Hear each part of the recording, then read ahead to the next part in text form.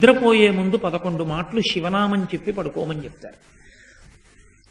తెల్లవారి నిద్ర లేచేటప్పుడు మీరు పరమశివ భక్తులైనా సరే, మీ కులదేవత పార్వతీ పరమేశ్వరులైనా సరే, శివశివ అంటూ లేవడాన్ని శాస్త్రం అంగీకరించదు.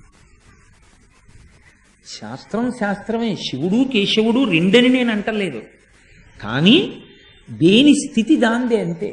నిద్ర లేచినప్పుడు మొట్టమొదట నోటి వెంట పైకి రావలసినటువంటి మాట ఏదో శాస్త్రమే నిర్ణయం చేసింది.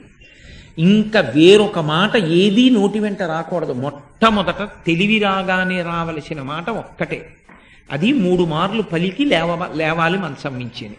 శ్రీహరి శ్రీహరి శ్రీహరి అన్నారు.